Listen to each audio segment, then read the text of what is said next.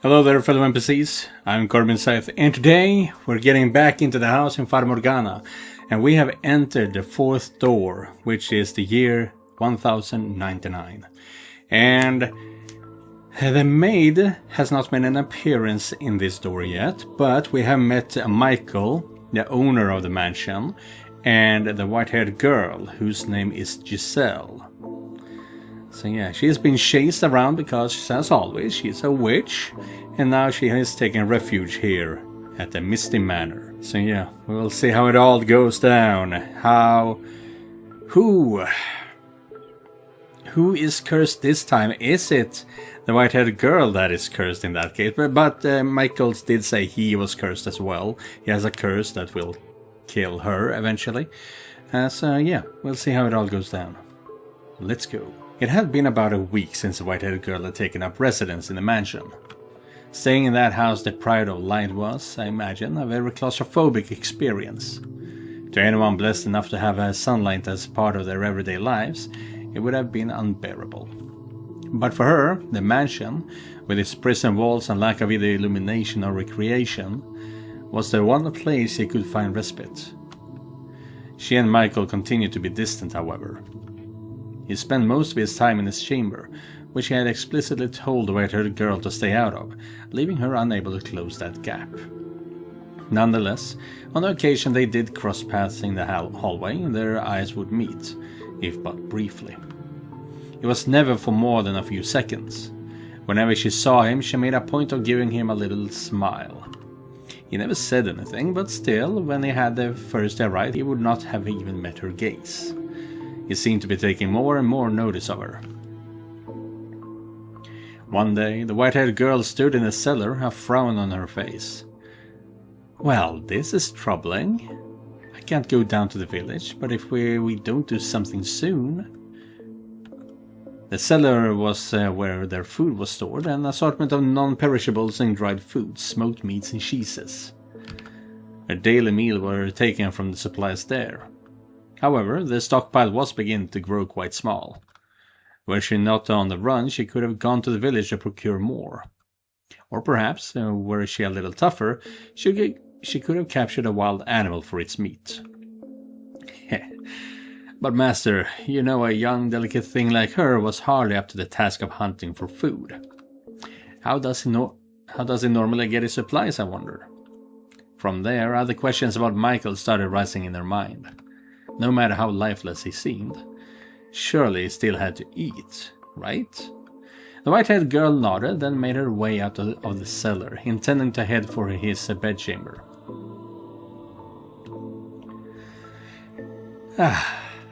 But on her way there, she spotted him standing by the entrance, staring motionlessly at the door, lit by a single candle. He appeared to be waiting for something. May I ask you a question? Go on. I was just down the cellar, and I noticed we were running low on food. Do you normally go down to the village to restock? I haven't been outside in 10 years.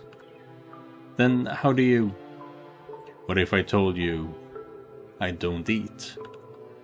What? That I am not of this world, and as such, I have no need of sustenance. What would you think of that? That sounds very economical. If you can survive without having to eat, that's one less thing to worry about. If it were possible, I'd like to have that ability too. It would seem trying to frighten you is a waste of time. Was I supposed to be afraid? Never mind. It doesn't matter. You asked about the food in the cellar. It's getting to be about that time. Wait, and you will find out. What do you...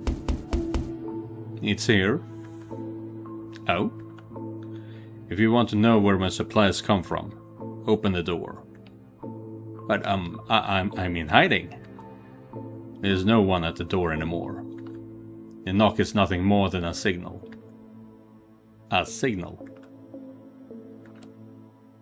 The white-haired girl turned toward Michael to press him for more information, but he averted his gaze. "Find the answer yourself," he seemed to be saying. She took several moments to gather her will, then marched over to the door. Ow, that was loud! So bright. The sunlight. The sunlight, which she had not seen in some time, was so bright it seemed to burn her eyes.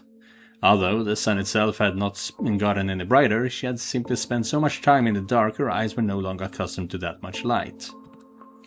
The color of her eyes made them quite sensitive to light already, so when she stepped outside, her whole world went bone white.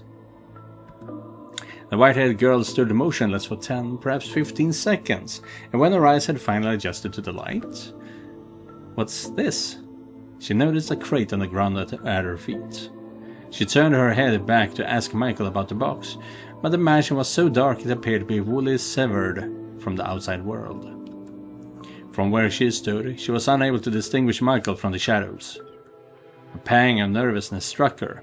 She wanted to return to that darkness as quickly as possible. The white-haired girl had come to yearn for that world without light more than the one with. The crate was fairly hefty. The slightly built girl had considerable difficulty bringing it into the house. But eventually, she did manage to drag it through the front door. Fuck off, that's loud! And then, everything went dark once more, except for the faint flicker of candlelight floating in the air. You can leave it there. I'll take care of the rest.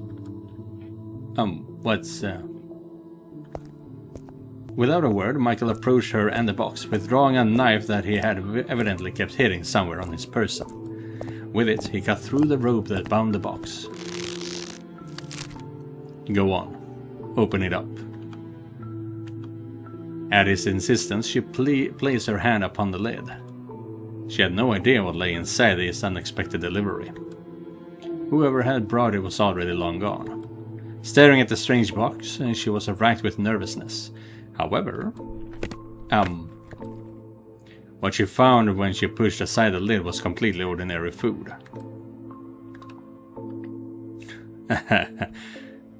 Is something amusing? It was just rather anticlimactic. Here I was, worried about what might be inside. We were just talking about the supplies in the cellar. So, we were. It's completely slipped my mind. It should last us for some time. It's all preserved, just like what's in the cellar. But I don't understand. Who would deliver all of this to you? There should be a book in there as well. What? Oh, there it is. In the library he said that his family sends him 1 book a month. Does that mean this box came from them? If so, then why did the person who delivered this leave without speaking to him? What happened between him and his family? Is he here because they want him here? Or because he chose to be here? Take the book to the library, please. I will bring the rest of the supplies to the cellar. But it's a big box, I'm sure you could use some help carrying it. That won't be necessary. Take the book and go. But, fine, then stay here. I'll take care of everything.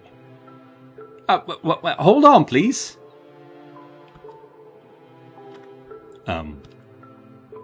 What is it? You don't have to answer this if you don't want to. And, I'm not trying to pry, but I can't help but be curious. Say what you have to say, please. I was wondering if you could tell me why you live here, in this mansion.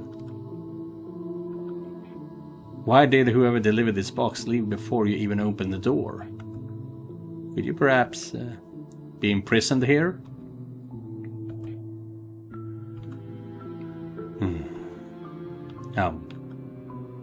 I told you this the very first day. I am cursed. It's only natural for a cursed man to live in a cursed house. Yes, but that's such a vague answer. I don't understand why you're in the situation you are. I don't know how you feel about it. There's so much I don't know. And I'm not even sure if your curse actually exists. I see. That is a perfectly reasonable doubt from your point of view, having been branded a witch because of your appearance. It would make sense that you would think my curse might be fabricated or perhaps a metaphor for something else. Alright then. Come with me. What? I'll show you my curse. As he turned on his heels, the white-haired girl caught a glimpse of what appeared to be a smirk on his face, like the whole thing was some kind of sick joke. That smile carved into his mask was far colder than any look of annoyance or rejection. But despite the twinge of nervousness, she still followed after Michael. As much as he might have stood out in a crowd with such height and long hair, his presence was almost entirely eroded by the darkness. She felt that he could simply fade away into nothingness at any moment. Many things are buried here. Huh? Mice, insects, wild cats and dogs. Have you ever thought it strange how little life there seemed to be around this mansion? You're right. I haven't seen a single creature since I arrived. The only sound you can hear is the wind blowing. Now that you mention it, it did seem peculiar. Then they were all killed by me. Or rather, they lost their lives because of me. You have your answer now. A butterfly fluttered its way into the ruined garden, dancing up and down through the air. Michael held out a finger before himself, and the butterfly, mistaking it for a branch, drifted down upon it to rest its wings. Had the scene stopped there, it would have been a picturesque moment. All that comes in contact with me loses its life. My skin, the breath I exhale, my flesh and blood is poison to all life. But the butterfly's movement began to slow. It spread its wings in one last futile attempt to fight gravity. And then, without warning, it shriveled up into a dry husk. It's dead, all dried up and lifeless. Like it's been dead for days. It's like his finger drained all the life out of it. Is this his curse? Is that even possible? But I saw it with my own eyes. If this is his curse though, it explains much. There are more than just insects and animal corpses buried here too. Servants who come to visit me long ago are here beneath the ground, under our very feet.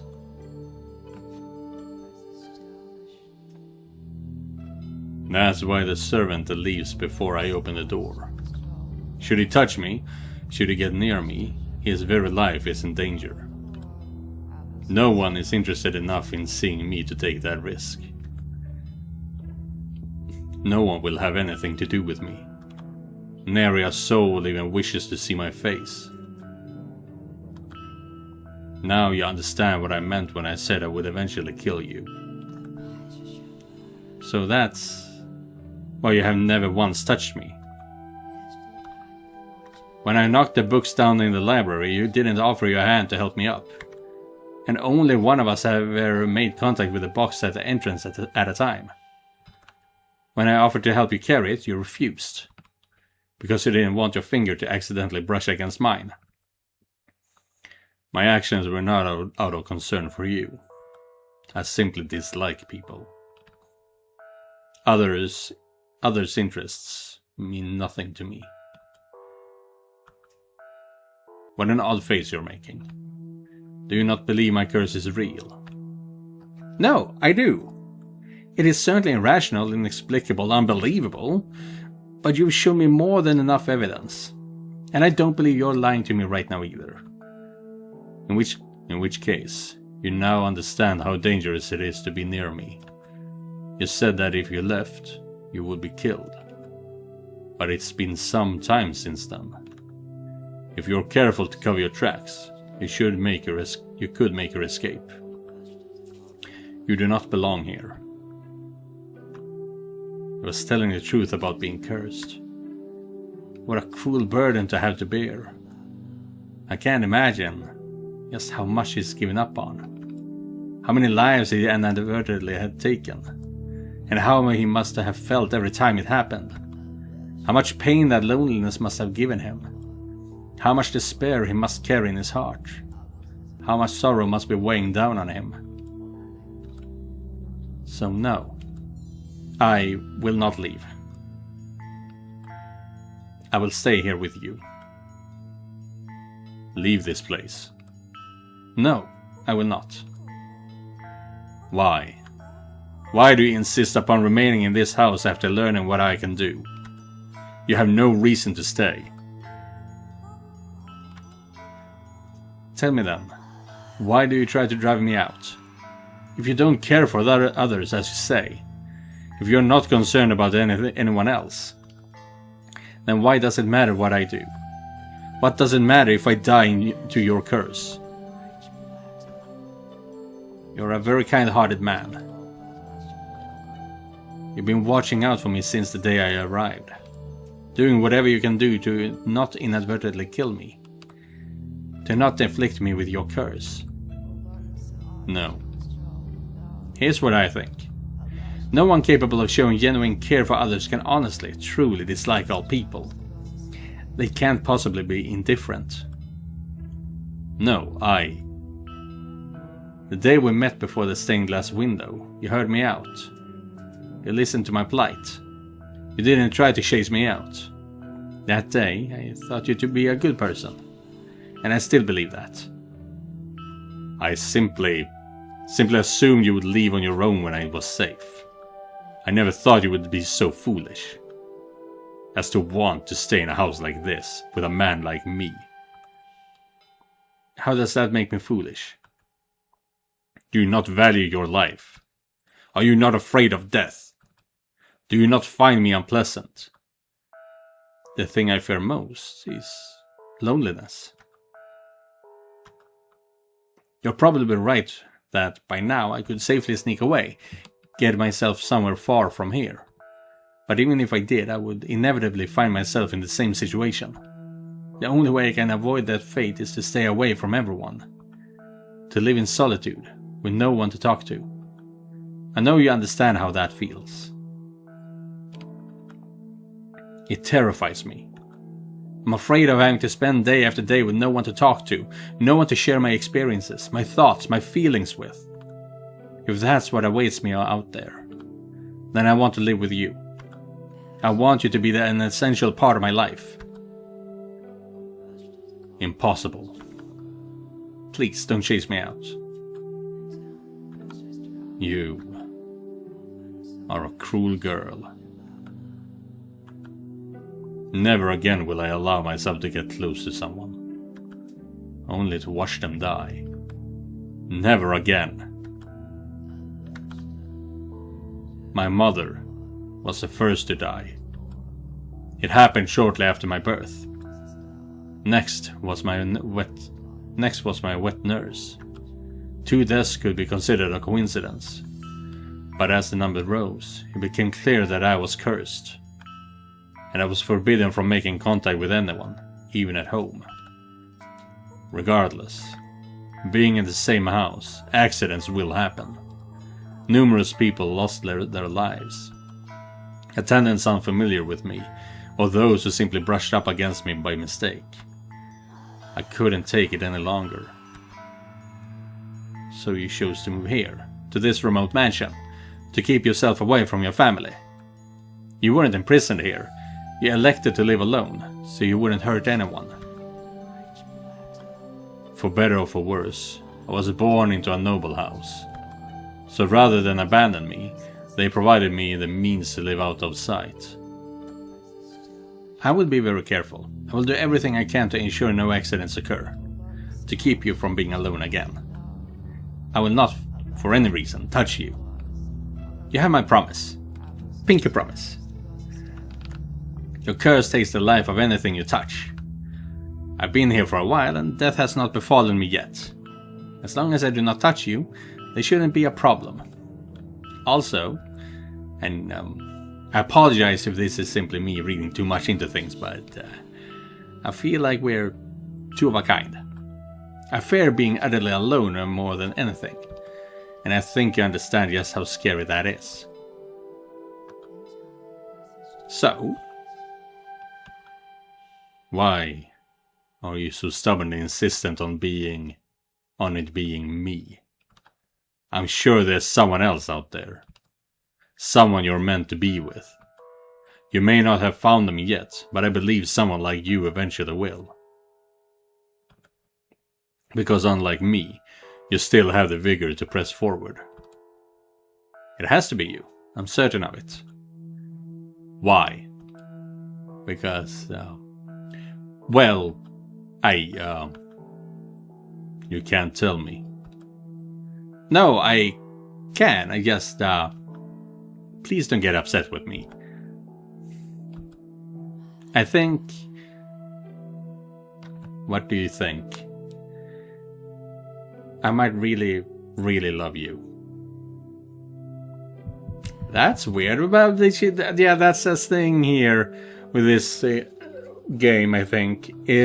Time is difficult to tell sometimes here. She might have been here several months. She might have been here... No, wait. She's been here 1 month, because she's only seen the delivery system once, and only received 1 book as far as we know. So 1 month, okay. But she loves Michael. That's unfortunate for her.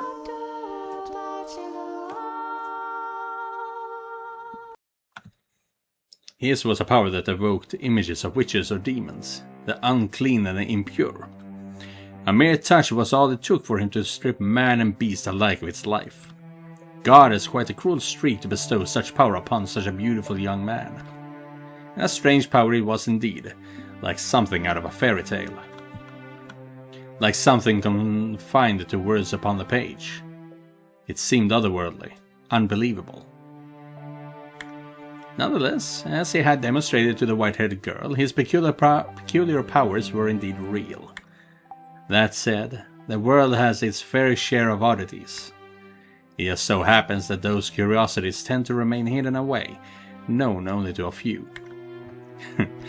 Although you have laid eyes upon a number of unusual phenomena yourself, Master.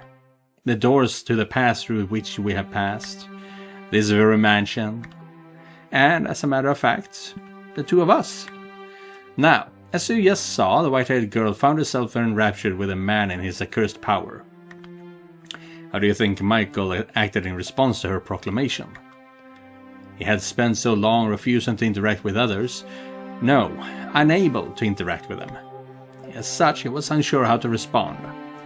After standing there expressionless for a few moments, he muttered, "I'll consider it."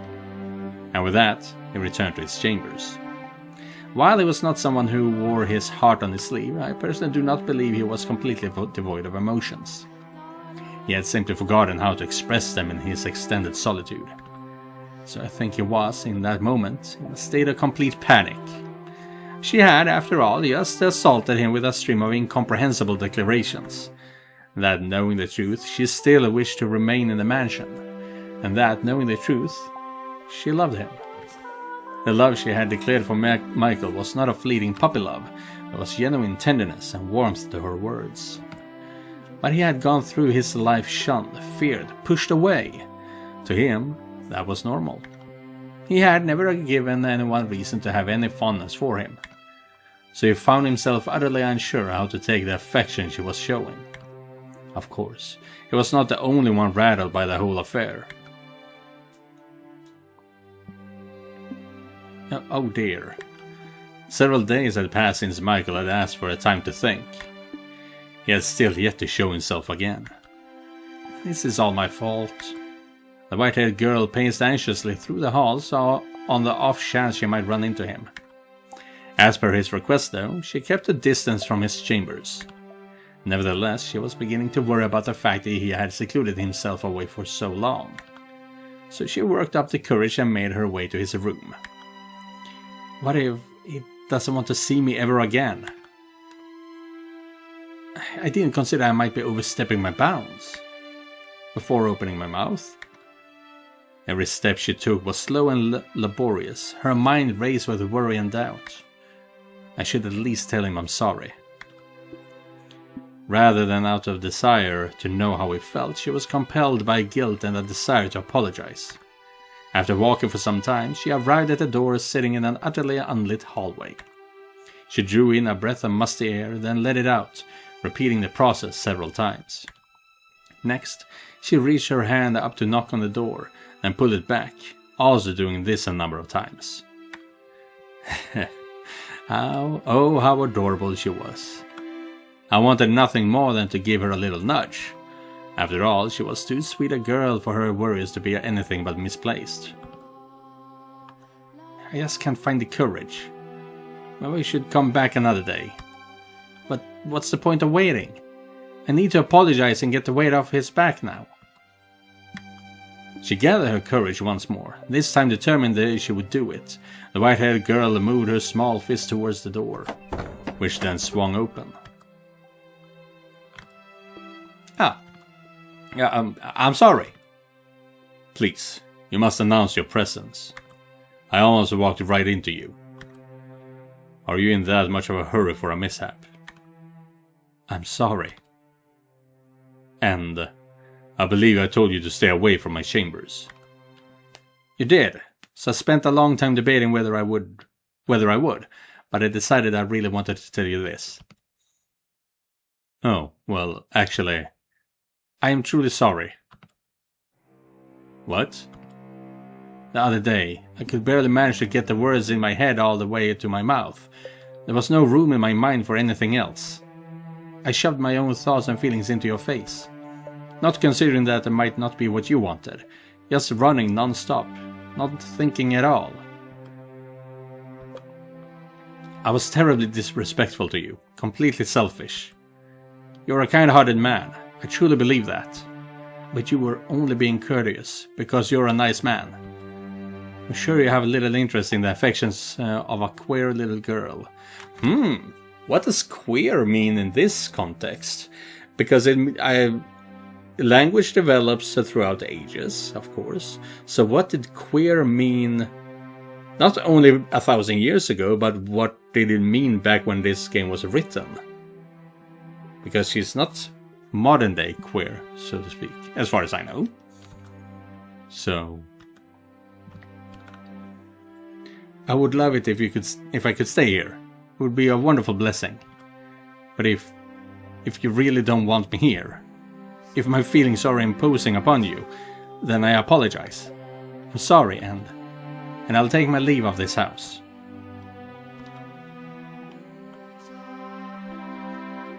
I'm sorry.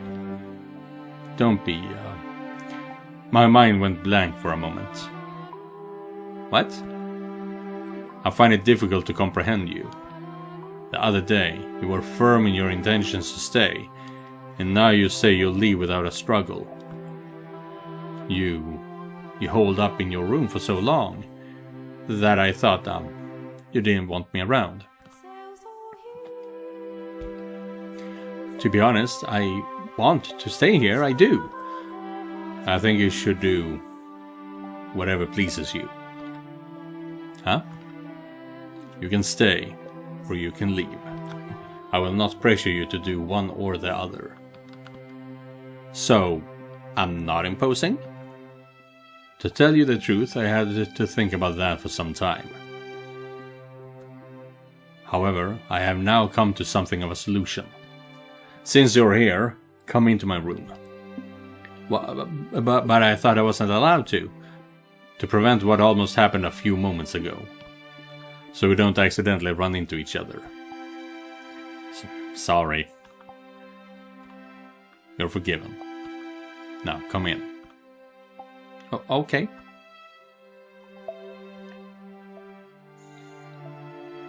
Is this a necklace? If that's what it looks like to you, then I suppose that means I succeeded. Pick it up. Ah. It has a little bell. It's adorable. Please make an effort to wear that while you're in the house. Because if it's so dark, there will always exist a risk that we might accidentally bump into one another. So I try to come up with a way to reduce that risk. Does that mean you didn't leave your room because you were working on this? That's right. What other reasons would I have? I think most people would assume it was because they had put you in a bad mood, or that you didn't want to see them. I have little sense of how most people see the world. Sorry. I appreciate it though. I'm really glad to know that you put so much thought into a life together with me. It would be difficult not to, after the other day. I'm so happy right now. I can't think of any better word to describe it. I couldn't be happier. You're being dramatic. To tell you the truth, I feel a little bad about it. Why? It seems rather impertinent to affix a bell to someone. You're not livestock, you're a person. That's why you turned it into a necklace? Thank you very much. I'll keep it on me at all times. I really, truly appreciate it, Lord Michael. Don't call me Lord, please. Alright then, I'll just call you Michael. And you will, please, call me Giselle? The windows. What? If you could open the windows. Never mind. I was thinking you wouldn't need the bell at all if we could get some light in here. They can't be opened? They're here rusted shut. All the windows have been shuttered for as long as I've been here. I assumed you had boarded them all up. That was done long before I ever arrived. After so many years here, though, I hardly consider it an inconvenience anymore. It also serves to repel wanderers. Oh, really? Is there something odd about that? No. I realized I had the wrong impression about a number of things. Also, as I learn more, I see things in a different light. See you in a different light.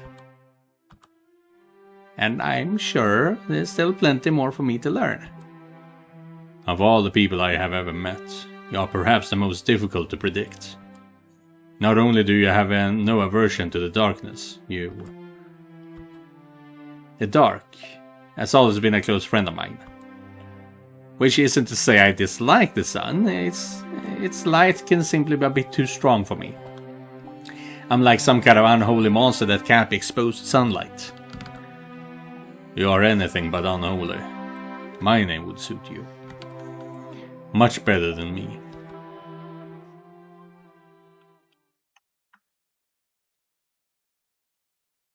Whoa, what was that glitch?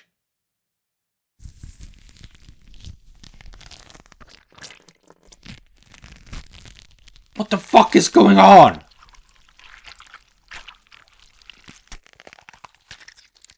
That day, when I first saw Giselle, I was wary of her, apprehensive. I didn't want her anywhere near me.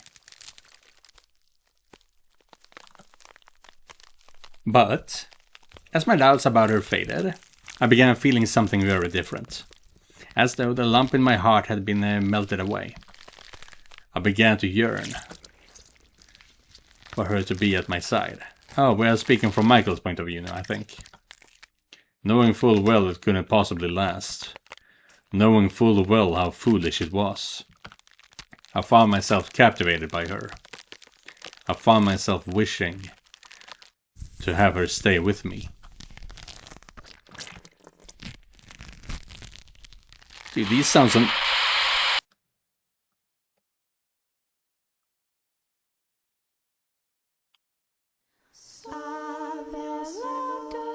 What the fuck is going on? It's the year 1000. We don't have glitches in this world. Though the mansion exists outside of time and space as we know it, so maybe it does have glitches. A Ray of Light is the next chapter, but that will also be where we cut off for today's episode. God damn, that was disturbing at the very end. I did not enjoy it. Nah, man, nah. But yeah, the white-haired girl, Giselle, has proclaimed, I think that's the word, her love for Michael. And now he yearns for her too. It's going to be interesting. Is his love for her what's causing her to reincarnate and come back to the mansion over and over again over the centuries? That is what I'm thinking right now. We will see where it all takes us. But yeah. Thank you guys for watching, and thank you Joseph for donating directly to my Ko-fi page. If you guys want to help me out, you can do so by clicking the link down in the description. Don't forget to like and subscribe, and I'll be seeing you guys in the next one. Goodbye everyone.